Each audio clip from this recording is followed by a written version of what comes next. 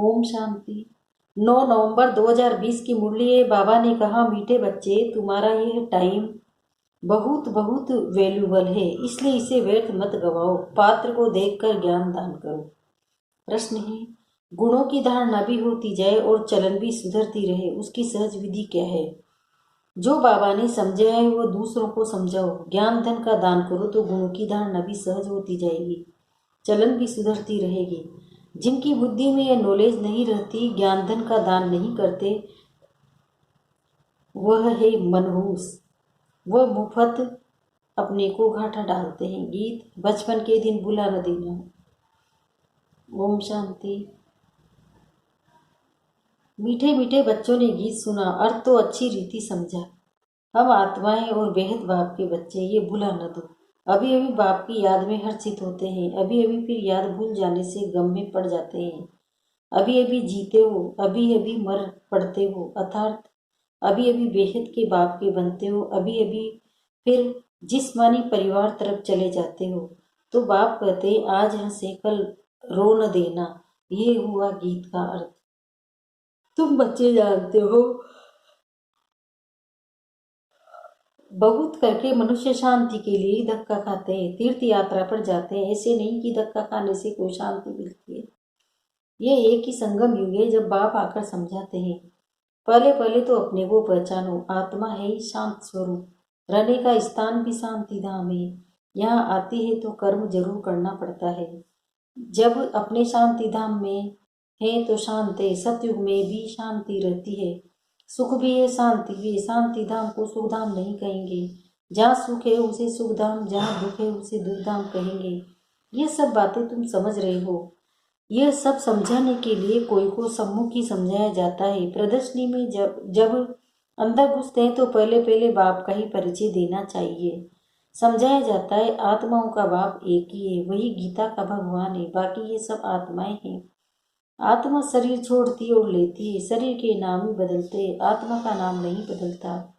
तो तुम बच्चे समझा सकते हो, बेहद के बाप से ही सुख का वर्षा मिलता है। बाप सुख की सृष्टि स्थापन करते हैं, बाप दुख की सृष्टि रचे, ऐसा होता नहीं। भारत में लक्ष्मी नारायण का राज्य था, न चित्र भी है। बोलो, ये सुख का वर्षा मिलता है। अगर कहे ये तो तुम्हारी कल्पना है तो एकदम छोड़ देना चाहिए। कल्पना समझने वाला कुछ भी समझेगा नहीं। तुम्हारा टाइम तो बहुत वैल्यूबल है। इस सारी दुनिया में तुम्हारे जितना वैल्यूबल टाइम कोई का है नहीं।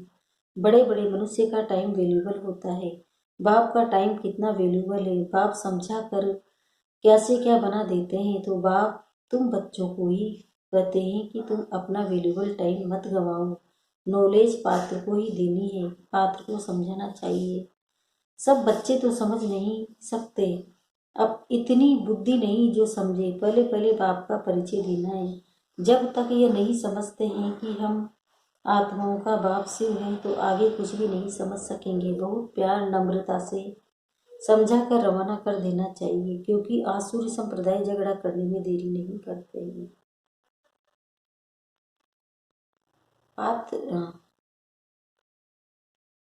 टाइम बहुत वैल्यूबल होता है। बाप का टाइम कितना वैल्यूबल है, बाप समझा कर कैसे क्या बना देते हैं। तो बाप तुम बच्चों को ही कहते हैं कि तुम अपना वैल्यूबल टाइम मत गवाओ। नॉलेज पात्र को देख कर देनी है, पात्र को समझाना चाहिए। सब बच्चे तो समझ नहीं सकते, इतनी बुद्धि नहीं जो समझे। पहले पहले बाप का परिचय देना है। जब तक ये नहीं समझते कि हम आत्माओं का बाप शिव है तो आगे कुछ भी नहीं समझ सकेंगे। बहुत प्यार नम्रता से समझा कर रवाना कर देना चाहिए, क्योंकि आसुरी संप्रदाय झगड़ा करने में देरी नहीं करेंगे। गवर्नमेंट स्टूडेंट की कितनी महिमा करती है, उन्हों के लिए कितने प्रबंध रखती है। कॉलेज के स्टूडेंट ही पहले पहले पत्थर मारना शुरू करते हैं। जो होता है ना, बूढ़े या माताएं तो पत्थर इतना जोर से लगा न सके। अक्सर करके स्टूडेंट का ही शोर होता है, उन्हों को ही लड़ाई के लिए तैयार करते हैं। अब बाप आत्माओं को समझाते हैं, तुम्हें उल्टे बन गए हो, अपने को आत्मा के बदले शरीर समझ लेते हो।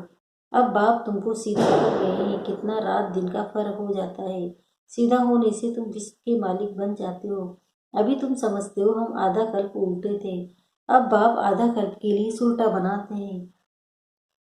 अल्लाह के बच्चे हो जाते तो विश्व की बादशाही का वर्षा मिलता। रावण उल्टा कर देते हैं तो कला काया चट हो जाती है, फिर गिरते ही रहेंगे। राम राज्य और रावण राज्य को तुम बच्चे जानते हो। तुमको बाप की याद में रहना है, बल शरीर निर्वाह अर्थ कर्म भी करना है। फिर भी समय तो बहुत मिलता है, कोई जिज्ञासु आदि नहीं है, काम नहीं है तो बाप की याद में बैठ जाना चाहिए। वह तो है आधा कल्प के लिए कमाई, और तुम्हारी ये है सदा काल के लिए कमाई। इसमें अटेंशन जास्ती देना पड़ता है। माया घड़ी घड़ी और तरफ ख्यालात ले जाती है। यह तो होगा ही, माया बुलाती रहेगी। इस पर एक नाटक भी दिखाते हैं। प्रभु ऐसे कहते हैं, माया ऐसे कहती है।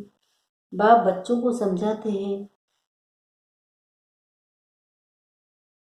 मामेकम याद करते करो, इसमें ही विघ्न पड़ते हैं और कोई बात में इतने विघ्न नहीं पड़ते।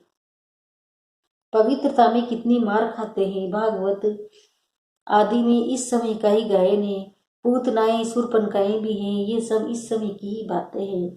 जबकि बाप आकर पवित्र बनाते हैं। उत्सव आदि भी जो मनाते हैं, जो फास्ट हो गया उनका फिर त्योहार मनाते आते हैं, फास्ट की महिमा करते आते हैं, राम राज्य की महिमा गाते हैं, क्योंकि फास्ट हो गया। जैसे क्राइस्ट आदि आए, धर्म स्थापन करके गए, तिथि तारीख भी लिख देते हैं, फिर उनका अर्थ बर्थडे मनाते हैं। भक्ति मार्ग में भी ये धंधा आता कल्प चलता है। सतयुग में ये होता नहीं है, ये दुनिया ही खत्म हो जानी है। ये बातें तुम्हारे में भी बहुत थोड़े हैं जो समझाते हैं। बाप ने समझाया है, सब आत्माओं को अंत में वापिस जाना है।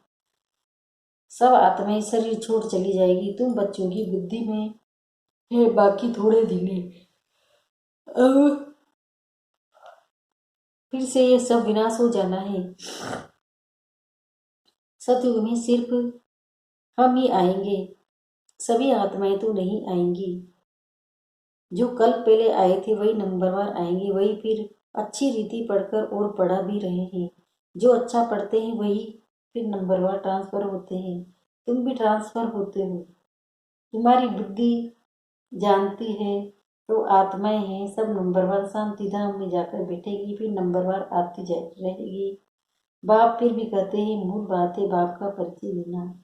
बाप का नाम सदैव मुख में हो। आत्मा क्या है, परमात्मा क्या है, दुनिया में कोई भी नहीं जानते। बल गाते हैं, वृक्ष के बीच चमकता है अजब सितारा, बस दास से कुछ नहीं समझते। सो भी ये ज्ञान बहुत थोड़ों की बुद्धि में घड़ी घड़ी भूल जाते हैं।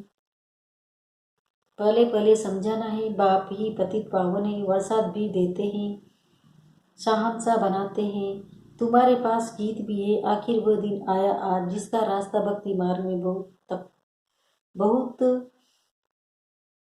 तकते थे। द्वापर से भक्ति शुरू होती है, फिर अंत में बाप आकर रास्ता बताते हैं। कयामत का समय भी इनको ही कहा जाता है। आसुरी बंधन का सब हिसाब किताब चुकते हुए फिर वापस चले जाते हैं। 84 जन्मों के पाठ को तुम जानते हो, ये पाठ बजाना ही रहता है। शिव जयंती मनाते हैं तो दूर जरूर शिव आया होगा, जरूर कुछ किया होगा, वही नई दुनिया बनाते हैं। ये लक्ष्मी नारायण मालिक थे, अब नहीं है। फिर बाप राजयोग सिखलाते हैं, ये राजयोग सिखाया था, तुम्हारे सिवाय और कोई के मुख में आ नहीं सकेगा। तुम भी समझा सकते हो, शिव बाबा हमको राजयोग सिखला रहे हैं। शिव ओम का जो उच्चारण करते हैं वो भी रोंगे। तुमको अब बाप ने समझाया है, तुम्हें चक्र लगे। ब्राह्मण कुल से देवता कुल में आते हो, सो हम सो का अर्थ भी कुछ समझा सकते हो। अभी हम ब्राह्मण हैं, ये 84 का चक्र है, ये कोई मंत्र जपने का नहीं है। बुद्धि में अर्थ रहना चाहिए। वह 20 सेकंड की बात है। जैसे बीज और झाड़ सेकंड में सारा ध्यान में आ जाता है, वैसे हम सो का राज 20 सेकंड में आ जाता है। हम ऐसे चक्र लगाते हैं जिसको स्वदर्शन चक्र भी कहा जाता है। तुम किसी को कहो हम स्वदर्शन चक्रधारी हैं तो कोई मानेंगे नहीं, कहेंगे ये तो सब अपने ऊपर टाइटल रखते हैं। फिर तुम समझेंगे कि हम 84 जन्म कैसे लेते हैं। ये चक्र फिरता है, आत्मा को अपने 84 जन्मों का दर्शन होता है। इसको ही स्वदर्शन चक्रधारी कहा जाता है। पहले तो सुनकर चमक जाते हैं, यह फिर क्या गपोड़ा लगाते हैं। जब तुम बाप का परिचय देंगे तो उनको घपोड़ा नहीं लगेगा। बाप को याद करते हैं, गाते भी हैं, बाबा आप आएंगे तो हम वारी जाएंगे, आपको ही याद करेंगे। बाप कहते हैं तुम कहते थे ना, अभी फिर तुमको याद दिलाना है, नष्ट हुआ हो जाओ, इस देह से भी नष्ट हुआ हो जाओ, अपने को आत्मा समझ मुझे ही याद करो तो तुम्हारे विकर विनाश हो जाए। ये मीठी बात सबको पसंद आएगी। बाप का परिचय नहीं होगा तो फिर किसी न किसी बात में संशय उठाते रहेंगे। इसलिए पहले तो 2-3 चित्र आगे रह दो, जिसमें बाप का परिचय हो। बाप का परिचय मिलने से वर्षे का भी मिल जाएगा। बाप कहते हैं मैं तुमको राजाओं का राजा बनाता हूँ, ये चित्र बनाओ। डबल सिर ताज राजाओं के आगे सिंगल ताज वाले माथा टेकते, आप ही पूज्य आप ही पुजारी का राज समझ में आ जाए। पहले बाप की पूजा करते हैं, फिर अपने चित्रों की भी बैठ पूजा करते हैं। वो पावन होकर गए, उनको चित्र बनाए बैठ पूजा करते हैं। ये भी तुमको अभी ज्ञान मिला है, आगे तो भगवान के लिए कह देते थे आप ही पूज्य आप ही पुजारी। अब तुमको समझाया गया है, तुम इस चक्र में आते हो। बुद्धि में ये नॉलेज सदैव रहती है। और फिर समझा भी है, धन दिए धन ना कूटे। जो धन दान नहीं करते हैं उनको महसूस भी करते हैं।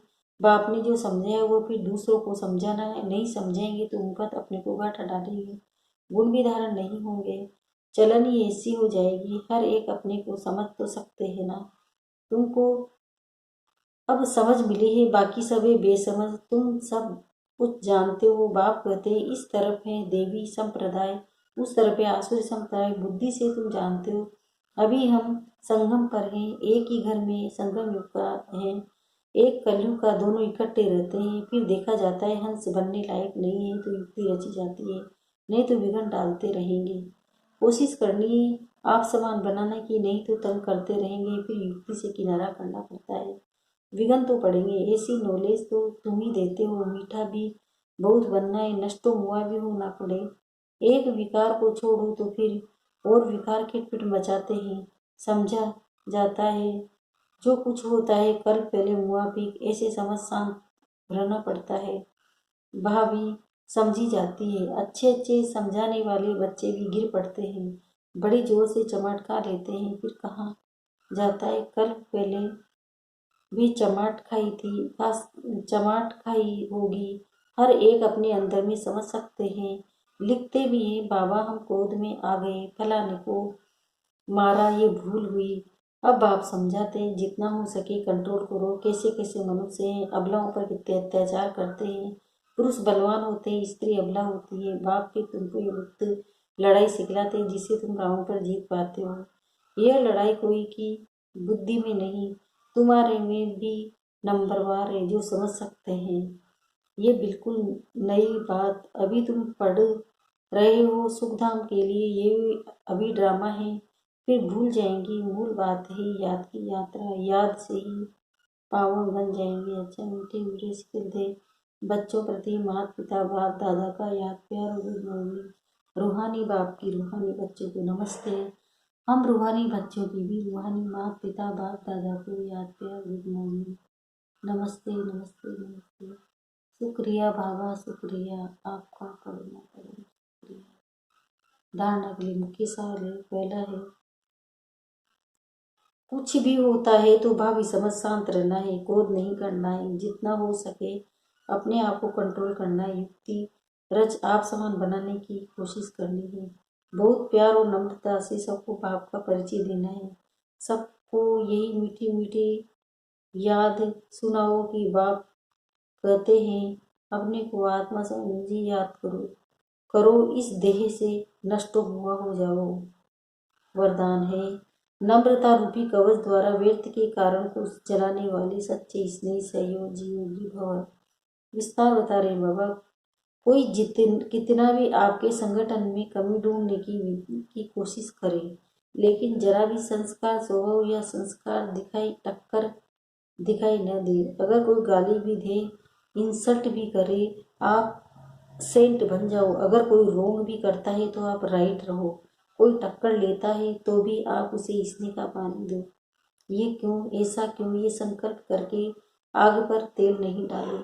नम्रता का कवच पहन कर रहो। जहाँ नम्रता होगी वहाँ स्नेह और सहयोग भी अवश्य होगा। स्लोगन है मेरेपन की अनेक हद की कामनाएं एक मेरे बाबा में समा दो। ओम शांति, ओम शांति।